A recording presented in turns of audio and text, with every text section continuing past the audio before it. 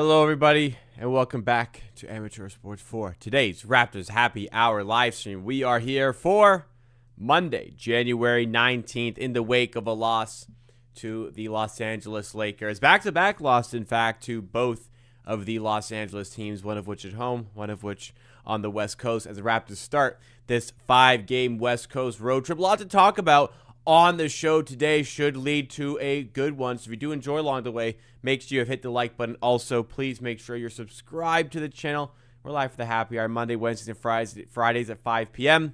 And we're live for most Raptors games. Unfortunately, I missed the one yesterday against the Lakers. I got caught up in some plans and couldn't make it back in time. I apologize. I did watch pretty much the entire game in the end, where the Raptors fell in pretty comfortable fashion, as it turned out to be from a Lakers perspective. It was just another kind of disappointing game in certain areas for the Raptors, which we're going to cover in today's stream. We're going to look at some of the weaknesses that have been on display for the Raptors as of late. Season as a whole, it's been great. Raptors, fighting for a solidified playoff position in the Eastern Conference, avoiding the play-in tournament. That is beyond what the expectations were to start the season for the team. That's all great. But some of these weaknesses cropping up at a really bad time, considering, we're on this West Coast road trip, notoriously difficult road trips to maneuver. There's going to be some tough games in here, and they're even harder. The fact, you're traveling constantly and you're playing away from home constantly. So it's going to be tough. And some of these weaknesses for the Raptors are starting to get exposed. I mean, for starters, the Raptors just being completely unable to play against a zone defense is troubling and concerning. That is certainly part of it. That has, popped up recently, become a much bigger issue for the team. Also, we know this, but the Raptors don't have a quality 7-foot starting center or 7-foot center to use when Jakob Poeltl is not available to play. They paid the price in a recent demolition job against the Philadelphia 76ers. They paid the price in the recent loss to these Los Angeles Clippers, and they really paid the price in the recent loss to the Lakers when there was nobody to stop DeAndre Ayton from playing basketball. He's not even that good of a basketball player.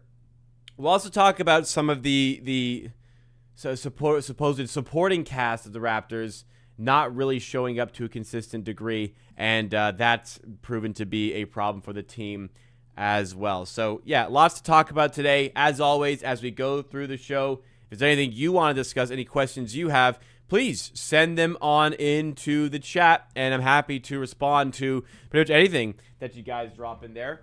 And let's have a good show today. Let's have a good show. My glasses are dirty. I always realize right after we start the show that my glasses are constantly filthy. So I'll clean those right now, and then we can get on with things. Alan Durr in chat, what's going on? Thank you so much for joining.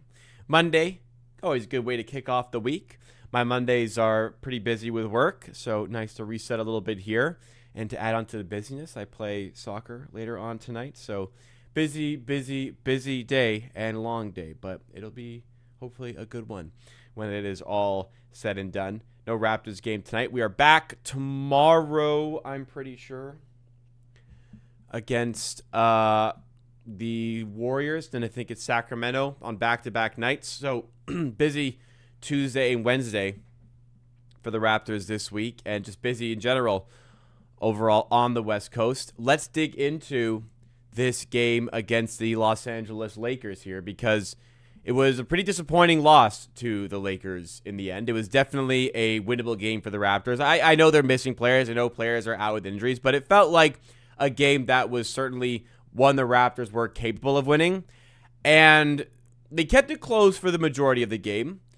It was constantly going back and forth. Maybe the Raptors were down a bit, but they were within touching distance. But the Lakers started to pull away the further you got and ended up winning by 17 points in the end.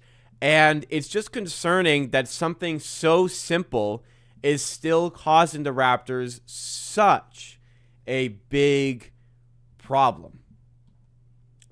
It's really something that should bother a high school team, maybe a college team. But the fact that we are this far into the season and the Raptors still have no reliable way to break down a zone defense is extraordinarily alarming and concerning. And look, when we go to like the team stats from this game, the Raptors didn't shoot the ball well. 42% from the field, 22% from three. That's a problem. Like 22% from three, that is just going to automatically give you problems with a zone defense. Going 7 of 32 from three.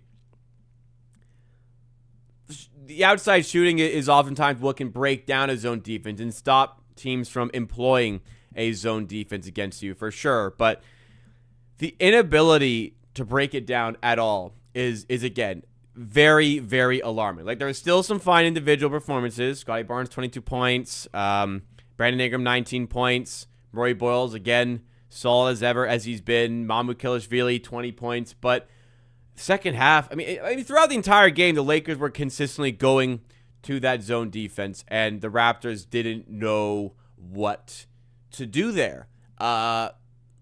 Oftentimes, the simplest way to break down a zone defense is like I just said there, is to hit your threes. But for a Raptors team that is, I think they actually might be, I should check this, but I think they're bottom in NBA three-point percentage as far as teams are concerned. I'll try to pull up the stats on that right now. But if anything, they are a very bad three-point shooting team. So automatically teams will look towards zone defenses because, three-point percentages are typically what breaks down zone defenses. And yes, indeed, the Raptors, wow.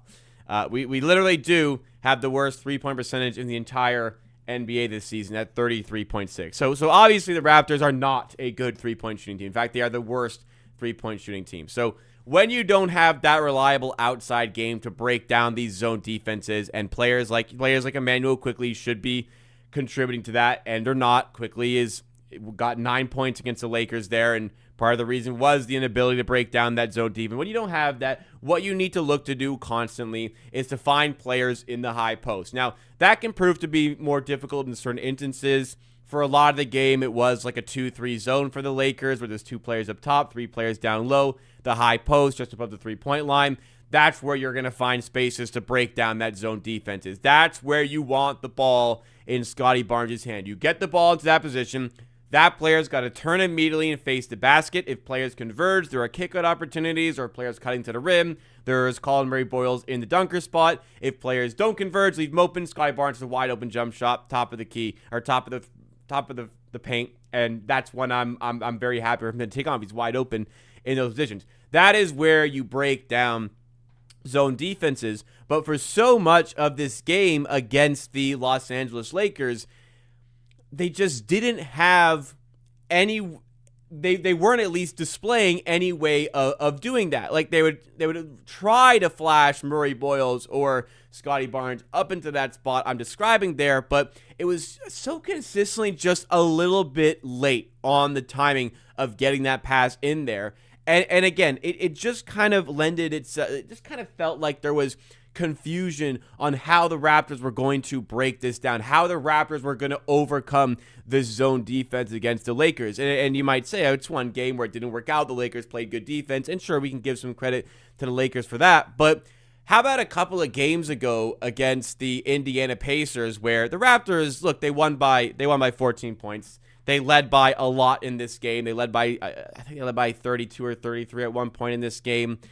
But there were periods in the fourth quarter where the Pacers made it seem like the Raptors were going to blow this lead. The Pacers were going to come back. It got to at least a 4-point game at one point. It may have even gotten less than that. The Raptors led throughout, but it got dicey at one point in the clutch. And the reason why it got dicey was that the Raptors could not score against a zone defense.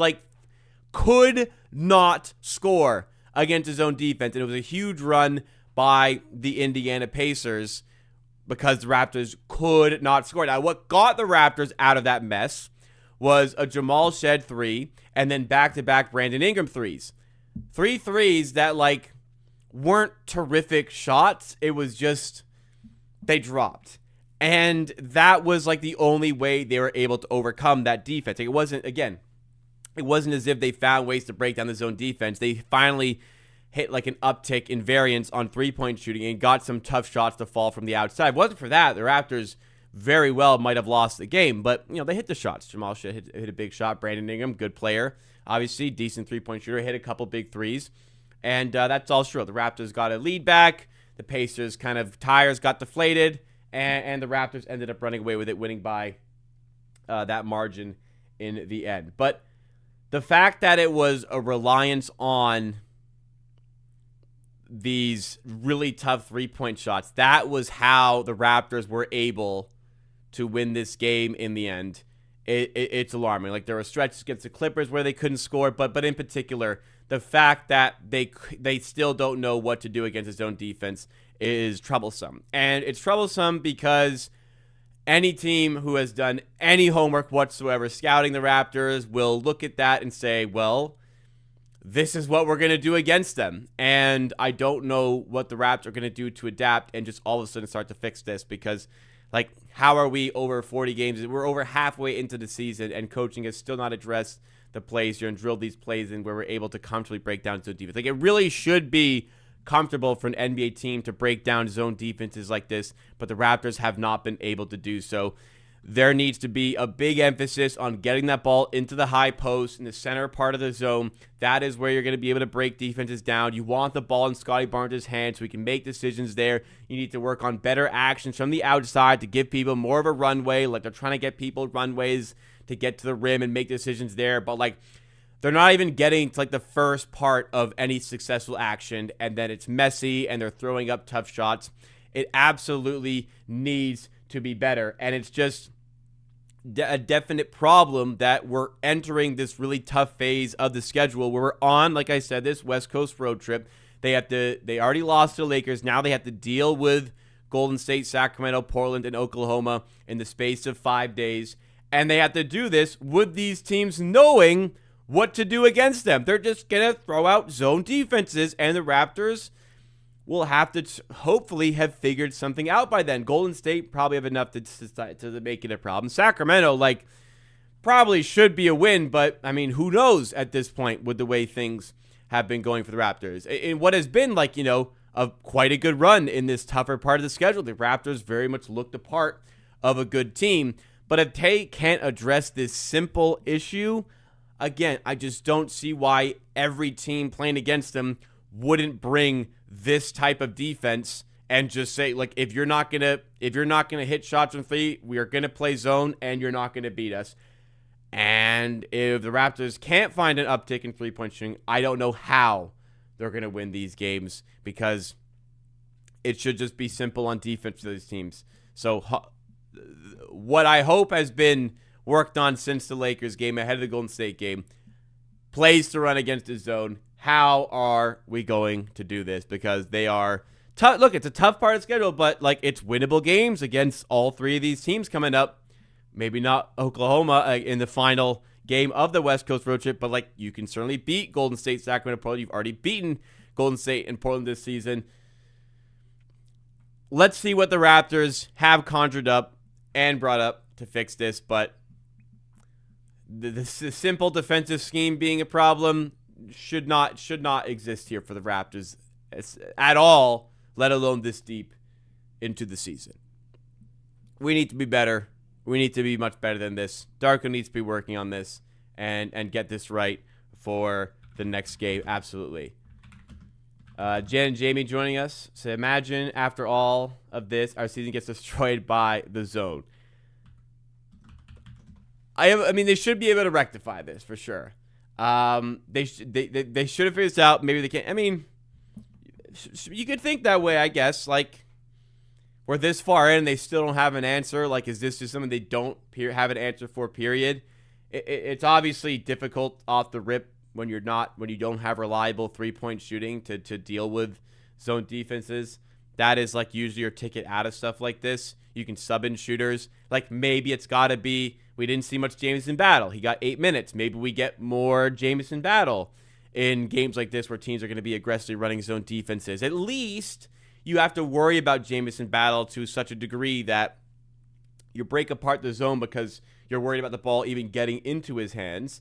But even he lately hasn't been like super consistent. Now, granted, he's not getting consistent game time. It's tough to find like your rhythm, especially as a shooter.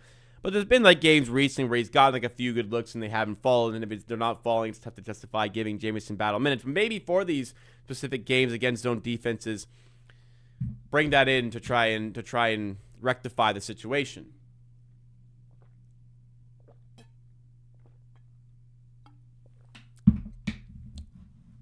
We're gonna be sixth in the postseason. I mean, if the Raptors finishes the 6th seed in the Eastern Conference game, I'd be pretty happy with that, to be honest.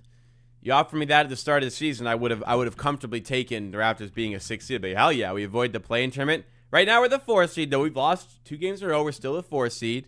Granted, only 2 games up on the 8th seed, but still, it's the Raptors should be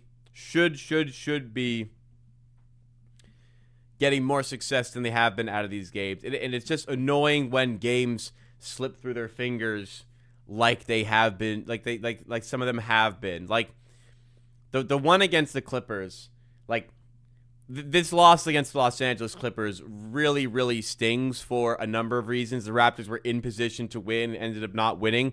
But it really stings that it's such like an easy thing that should have been rectified. And it's been a problem for a number of years. And now, as much as it's hurt the Raptors in the past few years, it is really starting to hurt them this season. It's the fact they still do not have a reliable backup big for Jakob Poeltl when he's out. And there's been some fortune for the Raptors since the reacquisition of Jakob Poeltl, since they brought him back. Like for starters, when they brought in Jakob Poeltl, that was, like, at least it was, I didn't like the trade, but at least they finally addressed the need to get a quality big on the team. They didn't have any quality big on the team. At least they finally addressed that. They got Jakob Poeltl. They finally had a big, and the team improved immediately. I thought they paid too much to make that happen, but the team immediately improved. But then it kind of goes to like, okay, well, what if Jakob Poeltl is out injured? And again, it's been like relatively lucky that this is the first time since the reacquisition of Jakob Poeltl. You know, this is his 3rd season. This would be, his 4th season since coming back to the Raptors. He played half the season when we first reacquired him, 26 games. This is the first time he's missed like significant time. Significant time, if that makes sense. He's missed a large amount of important games because there was this one here where he played 50 games. The Raptors were tanking. And when he was injured and he missed a bunch of time, the Raptors were in full-on tank mode. And it might have even helped the Raptors that he was out because he was helping them win games. Last season, sure, he only played 57 games out of the 82.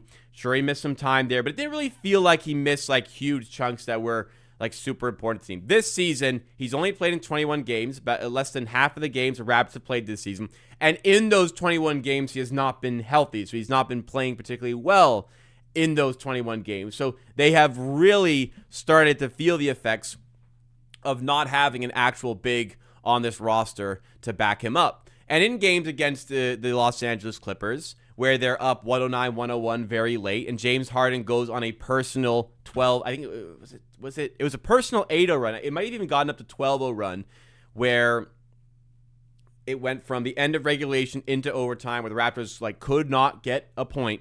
They went like 5.5 minutes of game time or so without a point. And a large reason why was because, like, you know, we've talked about like the unreliability of their 3-point shooting, but also the Clippers have Ivica Zubac, and there's a 7-footer in the paint that the Raptors could not get by and had nobody to throw against them. So even in that tough stretch where the Raptors weren't scoring, they couldn't really get stops either, because when they actually did get stops, it was really difficult to find the rebounds against a player of that stature. So this is really starting to come back to bite them, the fact that they still not have addressed this situation.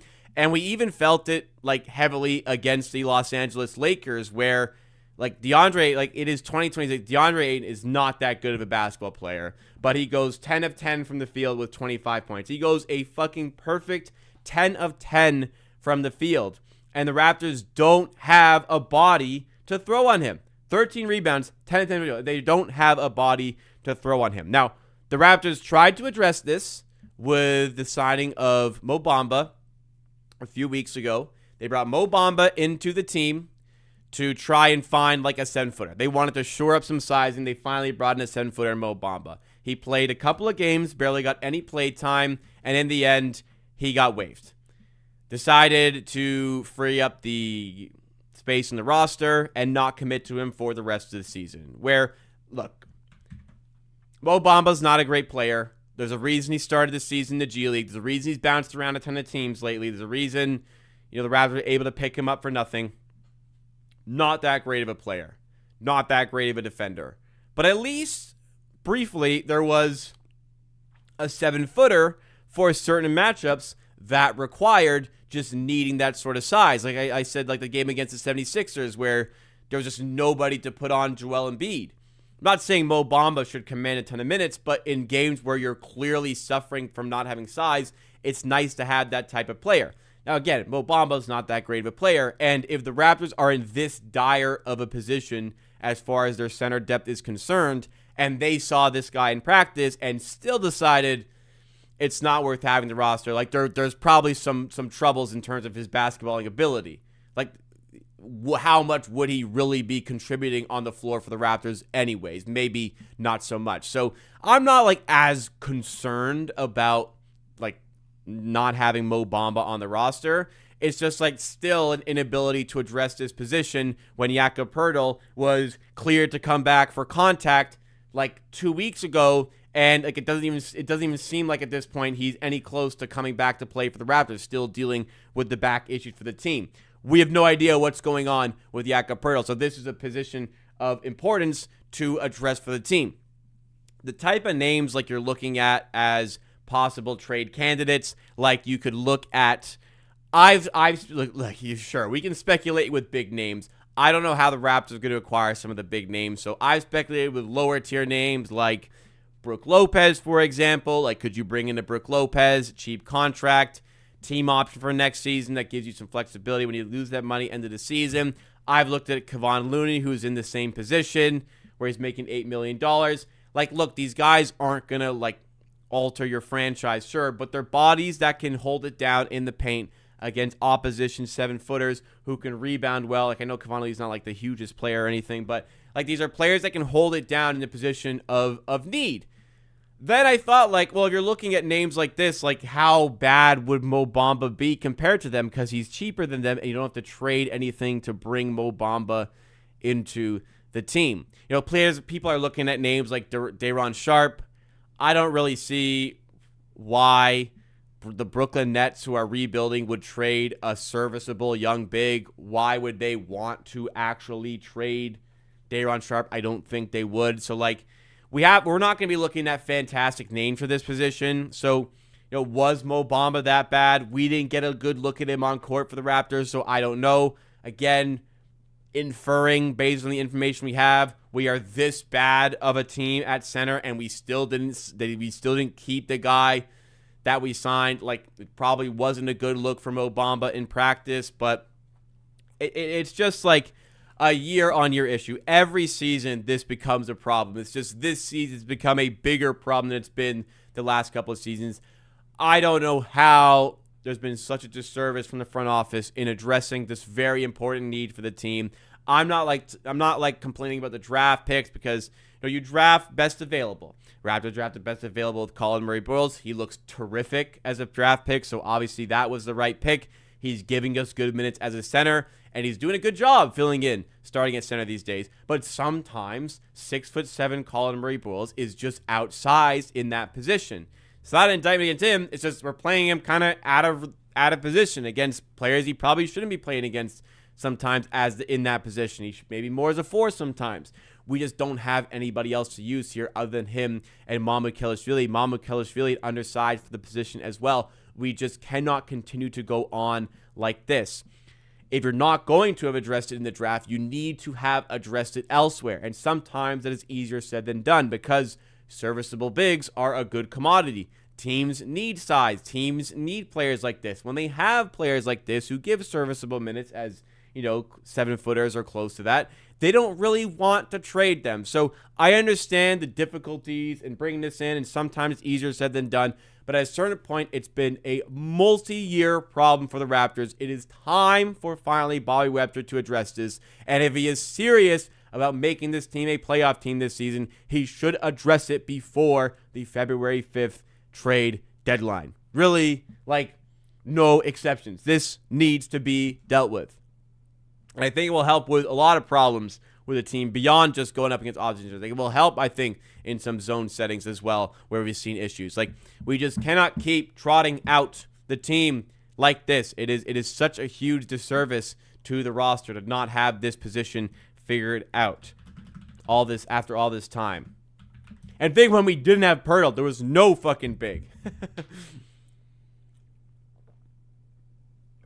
Think about the type of names that the Raptors have had to employ at center in the last couple of seasons because they don't have anybody else. Like Malik Williams, like Orlando Robinson, or Colin Castleton. That is the state of the Raptors in the last couple of years in this position. It's finally time to do it. Finally time to make this happen.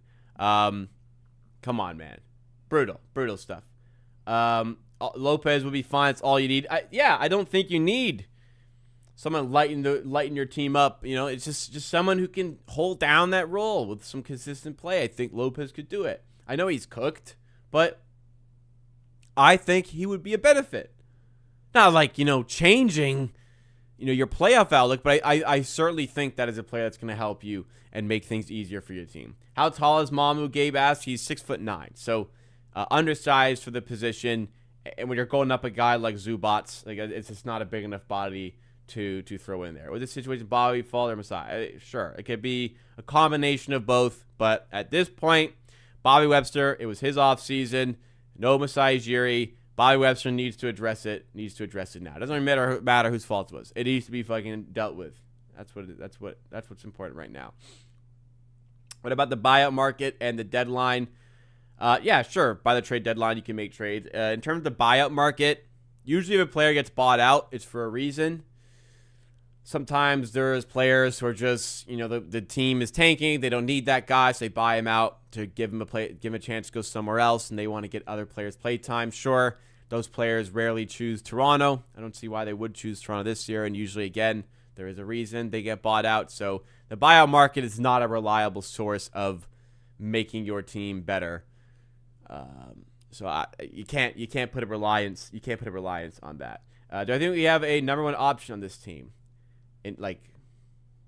on offense?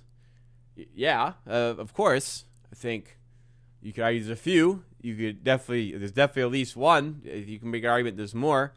Go-to moments, it seems to be Brandon Ingram, and he's done a terrific job this season. All-star starters have been revealed.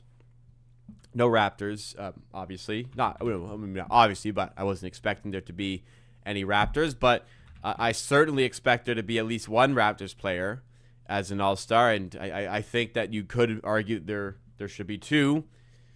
With Brandon Ingram and Scotty Barnes has played this season. Here are by the way, you haven't seen them. Here are the all-star starters. So for the East, it is Jalen Brunson, Giannis Antetokounmpo, Tyrese Maxey, Cade Cunningham, and Jaylen Brown. Getting a first taste of the positionless starting lineups that we have here. And in the West, it is Luka Doncic, Shai Gilgeous-Alexander, Steph Curry, Nikola Jokic, and Victor Wembanyama. Apparently, Victor Wembanyama just eked out ahead of Anthony Edwards to get into this position. So, I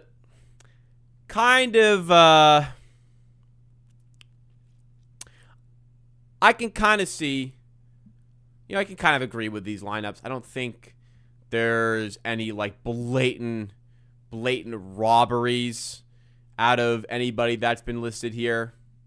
Feels like kind of makes sense with the ones here.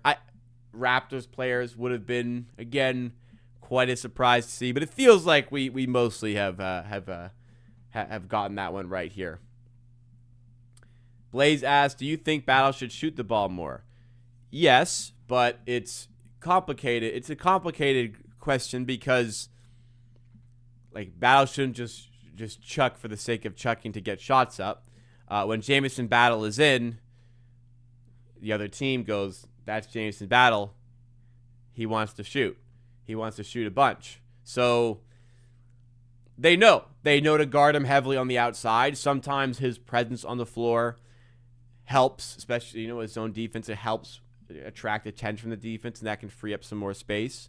But I think just getting Jamison Battle more consistent in the rotation will help him. A lot of like success for shooters comes from rhythm, getting game time, and I get it. Like if James Battle's not hitting his shots, it's tough to justify playtime. If you're not hitting your shots, what are you doing? If you're Jamison Battle, you're not doing much. So I'd like to see more, especially in this stretch where zone defenses have really been a problem for us. I think it would be beneficial to give him more leeway on play time to see if he can help unlock things. But again, like he got 8 minutes against the Lakers. He took one shot. He didn't make it. It's tough when he's not he's got to be making shots really to stay out there on the floor. I mean, I say that, and then there was a game where he had 20 points and he was, I think, perfect from close to perfect from the field against the Cavs. And the next game, he barely touched the floor after an incredible game, which helped us win. So I don't know. Maybe if he hits shots, he still doesn't play much. But I think a more consistent role for him would be beneficial to the team, especially with so much inconsistencies for the other players in the wing spots for the Raptors. And we're gonna touch on that as we move through the stream today as well. Case Eater asked, do you still want AD? He won't want to play center, nor will he be available like Yak. So for me, if AD is just hell-bent, he's not going to play center, I don't want to trade for him. And if you're not trading Yak in order to get Anthony Davis, I do not want to make this trade. For me, Yak misses a bunch of time. So does Anthony Davis. I'd rather be waiting on Anthony Davis to come back from injury than Jakob Poeltl. So for me, I'm fine upgrading Poeltl to Anthony Davis and maybe expending another asset to do that. Where I am not fine is trading both Emmanuel Quickley and RJ Barrett to get him and putting him next to Jakob Poeltl. Now we have to worry about both of those guys' availability and the floor spacing there.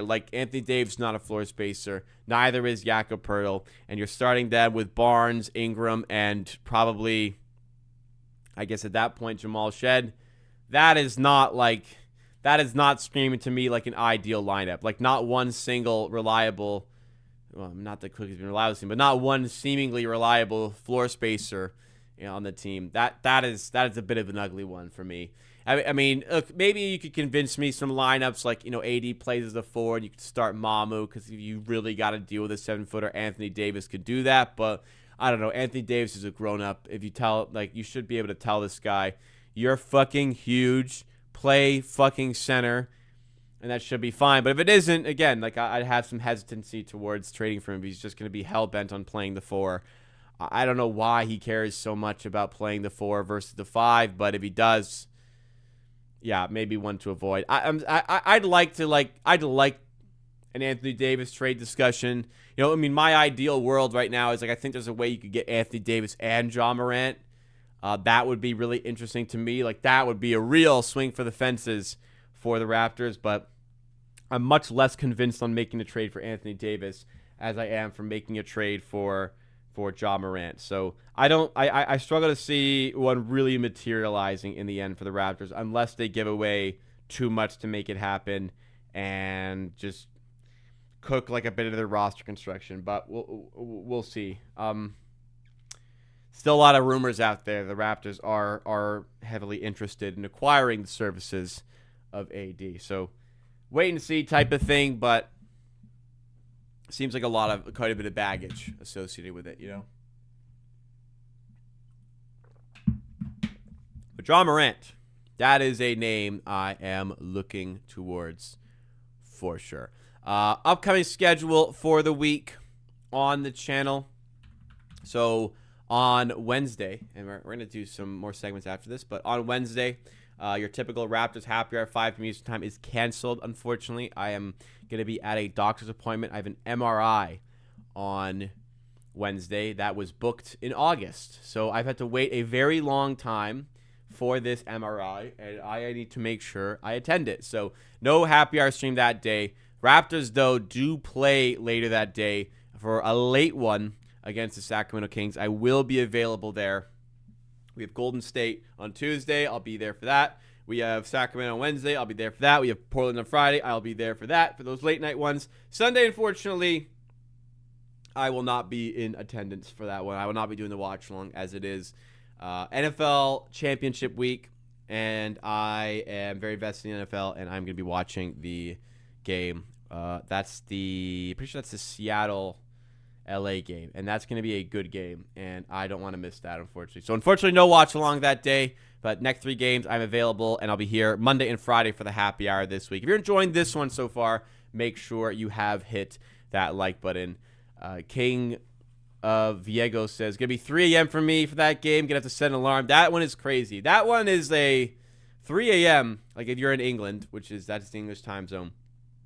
That is certainly a go to bed early. That's like you're waking up for that game. Like that's not I'm staying up for this one. You need to wake up for that game and just wake up super early. You're very dedicated for that one. That's going to be a rough week. The only like silver lining is I guess I usually go to the gym in the morning. I could probably go to the gym in the evening now and sleep in instead, which I'm going to have to do. I'm going to be up till 1 a.m. watching these games, so that's going to be tough this week. But we'll fight through. We always do. Is that the only? There's probably another West Coast trip in here. There's not. That's it. That is. Oh, actually, there kind of is. So that's like the only real rough one. Then later in the year we have Denver, Phoenix, Utah, LA, and 3 of those games are at 9. One of them is at 10:30. So that's a brutal one. That's the latest start of the season. But at least like those 3 in a row are 9 p.m. and one of them is a Friday. So it could be worse there. But this is probably the worst pocket of the season. Three straight 10 p.m. games, 2 of which are back-to-backs. Are any of these back-to-backs, the 9 p.m.s? It is, yeah. So the Sunday, Monday back-to-back. Oof. Oh, that's not fun. Sunday, Monday back-to-back. That's awful. That's awful schedule for the 9 p.m. game. Anyways, that's going to be a struggle. We'll fight through though. We'll fight through. Plenty of stream content coming the rest of the way this season. All right, let's discuss a bit more on the supporting cast, which I've had an issue with from the season as a whole. When we started the season for the Raptors, we noticed that there were a lot of players fighting for minutes on the bench. And it wasn't as if the Raptors had an extremely top-heavy bench. Kind of is looking like that now with the way Jamal Shed and Sandro Mamakelsvili and Colin Murray Boys have played this season. But it really felt like in the wing positions, it would be tough to choose which players were going to get the minutes, especially amongst the likes of Grady Dick, Ochai Agbaji, Jakob Poeltl, and to a lesser degree, Jamison Battle. And I thought like that sort of inter-squad competition would ignite something in these players and bring the best out of them. And it'd be kind of a choice of like, well, who are we going to give minutes to? It's tough to not give minutes to this guy. We have to give minutes to this guy. Well, what it has turned out to be for the Raptors this season is more of a, okay, fine, we'll play this guy, because it has been so inconsistent and poor from these players this season. And it's becoming a problem for the Raptors. 100% it is becoming a problem for the Raptors. Let's take it a little bit further. So again, like Summer League, Jakob Poeltl was playing great basketball. Last season, Grady Dick had a really good season. Agbaji was really good for the Raptors. He's one of the best corner three-point shooters in the NBA last season. Battle was getting better. He was one of the best rookie defenders statistically. He was a very good three-point shooter. It felt like there was going to be a lot of competition in those positions on the wings, and it felt like we'd have at least a little bit of help from a three-point shooting perspective this season. But what we have instead got is it's like a reluctance to play really any of these guys, maybe to a lesser degree Jakob Poeltl, but it's become really difficult in a lot of pockets this season to justify giving any play time to Grady Dick, Ochai Agbaji, sometimes Jakob Poeltl, and it's been difficult to get Jamison Battle involved in games this season. And it wasn't supposed to be this way. Like, I kind of felt like there was a good chance that Jakob Poeltl could kind of dethrone Grady Dick for this backup shooting guard position. And Jakob Poeltl hasn't been bad. He's probably been the best of the players I'm talking about here. But even still, he's averaging, 6.1 points per game. Sure, I think he's 43% from the field. He's 37% from three. That's a pretty good step up for him as well from 35% last season. There's been flashes, but it's still been relatively underwhelming for a former first round pick. And the same could definitely be said for Grady Dick, who has been extremely underwhelming this season. 6.4 points per game. Last season was 14.4 points per game.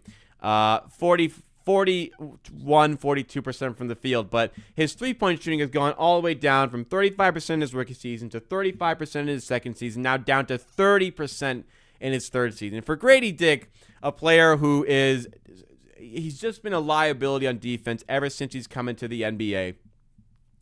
He is a player who needs to be hitting threes to justify his time on the court. He has not been doing that enough for the Raptors this season, absolutely. And Ochai Agbaji, I thought last year was a real breakout year for him as a quality rotation piece in the NBA, and it has all crumbled away. Last season, 10.4 points per game, 50% shooting from the field. He started 45 games for the Raptors, 40% shooting from three. As I said, one of the best corner three-point shooters in the NBA. This season, 41% shooting from the field, 20% from three. He has just fallen off a cliff. And Jamison Battle, honestly, considering the lack of production that we're getting out of these players, I would have thought at this point he'd be starting to get a little bit more play time for the Raptors, but that still has not happened. There's still a bit of a hope for all three of these guys, former first-round picks, two of them former lottery picks. Definitely Jakob Poeltl had lottery pick upside at the draft. It has not been coming off for the Raptors, and there was certainly conversations around moving some of these guys, and it just shouldn't have been like this.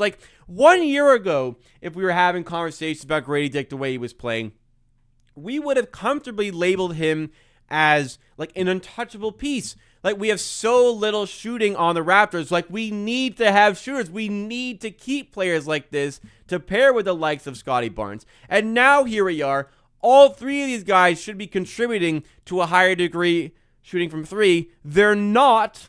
None of them are. So we're down as the worst three-point shooting team in the NBA at 33.6% after 44 games. We are in an absolutely horrific tier of teams with three-point shooting in the NBA. It's costing us lately with teams now going to zone defenses more often against us, which makes it so much easier to guard us because we can't break down the zone with shooting, and we're not doing a good enough job breaking it down from the inside. I don't know what it is that we haven't gotten one of these three players to rise up through this inter-squad competition to really lock in these minutes. Because on some nights, it'll be pretty much no minutes for Grady Dick. On some nights, Ochai Agbaji's starting. Some nights, he's a DNP, coach's decision. Some nights, Jakob Poeltl is barely getting any play time. He was maybe starting to pick up some traction before he got injured, but right now, he's injured. I was kind of hoping Grady Dick's recent performances were a turn for the better, because against the Pacers, he was 9 of 15. He put up 21 points. It was the most impressive game of the season. Then he followed it up with a 6 of 10 night against the Clippers, where he was great. He was 3 of 6 from 3. He had 15 points. And then he goes to the Lakers, and he goes 0 of 2 from 3. He gets yanked after 12 minutes, and he's a minus 14, and it's a brutal performance overall. These good performances are so few and far between. He started the season with 21-point night, and everything looked good, and it has been really inconsistent and extraordinarily disappointing from him this season. To the point, a guy that, I said, was a year ago was untouchable pretty much. We're now I'm happy to just toss him into a trade. Ochai Agbaji, I was it's kind of tough that we're going to lose him into the season because we probably can't afford him. Probably tough we have to lose him mid-season to deduct the tax. But now, what is really going to change about this team and our outlook by trading Ochai Agbaji? Jakob Poeltl, probably for being the youngest and a player with maybe the most potential, and he's been more consistent. These guys probably has a role safe with the Raptors for now, but it's not as if he's earned that. It's more so he's just outperforming the other spots that we have in this team. So hopefully the silver lining is that Grady Dick is still young. I don't want to count a player out in his third season in the NBA. Jakob Poeltl his second season. These players are still young. Even like Agbaji is still on his rookie contract. But for like the Raptors, who have not they haven't done a lot to address the shooting in recent years, at least there were these three guys that should have been more reliable from a three-point shooting standpoint, and particularly from three. Grady Dick has been so disappointing. Ochai Agbaji has just completely fallen off a cliff there, that it's put this Raptors in a tough spot where they're having to overcome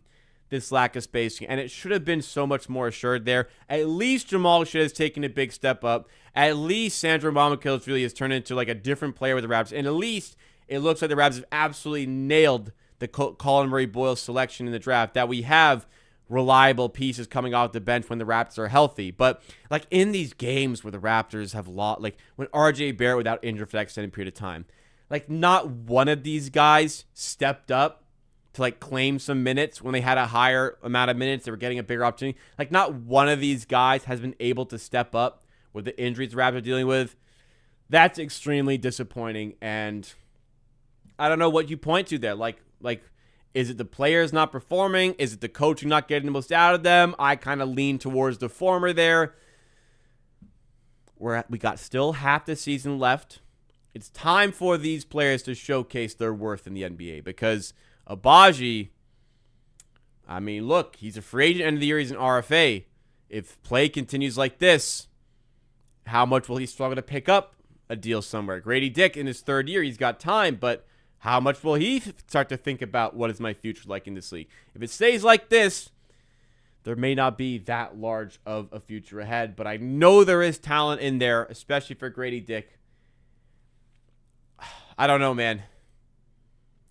I think it's just got to be him. I think it's just got to be him who pulls himself out of this, works hard, and just starts to make shots.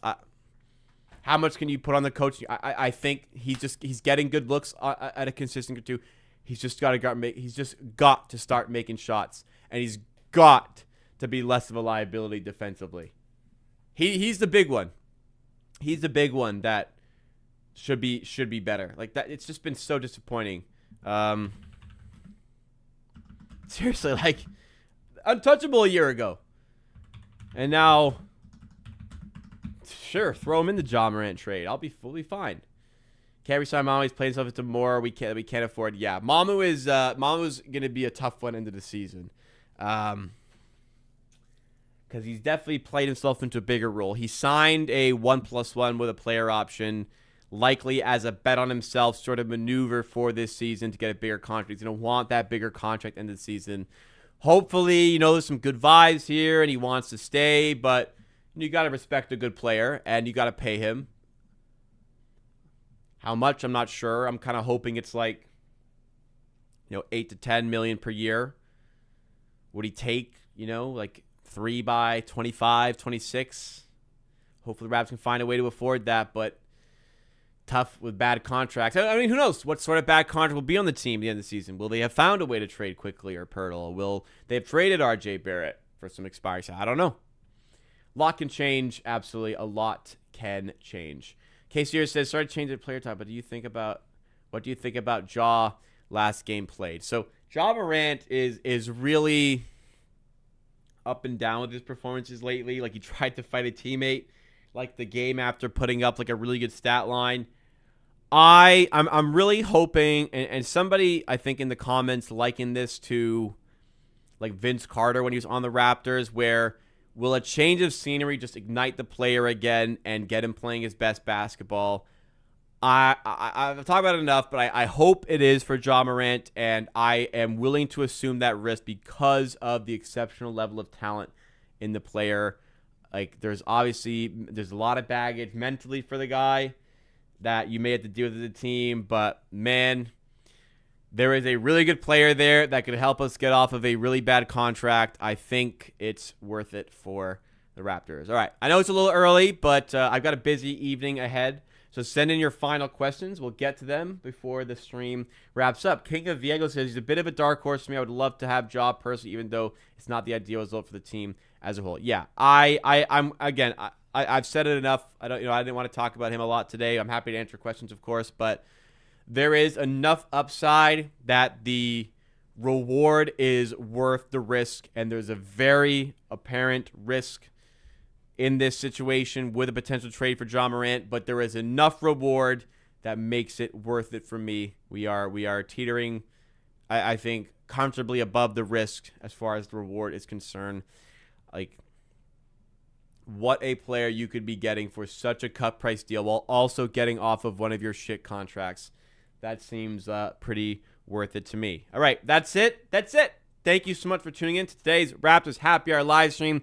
Tuesday and Wednesday, 10 p.m. Eastern time, the Raptors play against the Golden State Warriors and Sacramento Kings. Wednesday Happy Hour, 5 p.m. is canceled. I'm going to be at the hospital for an MRI on my knee, so I'm away for that one, dealing with that. Thankfully, it's a late game, so I'll be back in time for that. Friday Happy Hour on schedule, 5 p.m., and the Raptors play the Portland Trailblazers 10 p.m. that night, so that'll be a doubleheader for content. Should be a good week. Make sure you like if you enjoyed this stream. Make sure you subscribe for more content like this, and I will see you next time. Thank you, King of Yo. Good luck with your scan. At this point, my knee is so messed up. I'm like, if there is an issue after the MRI, almost like, great. Now I know what to do to fix this and get the pain out of my knee. If it goes well and there's no problem with my knee, then it'll be like, hey, great, there's no problem. I have no idea what to do to fix this because I'm working my ass off and going to physio all the time, and there's still no improvement. So I don't know. What happened to my knee? Yeah, same knee from the surgery. It has never healed. I had the surgery 2.5 years ago, and it's still a problem. So going back in for imaging or the MRI just to see, did I read, is something damaged, is something torn, is something sprained that I'm not aware of, and that needs different sort of attention that I've been giving it at physio. I don't know. So hopefully we have the answers. Whatever the result is, I mean, I should be hoping there's no damage and it just needs more physio treatment. But again, I'm just in a frustrating spot where I don't know what to do. So hopefully answers come after this. But yeah, I don't know what I'm hoping for. I hope to be healthy soon. Once again. All right, guys. Thanks again. Enjoy the rest of your Monday. Been a ton of basketball all day, so it's been a good day. But I will see you again.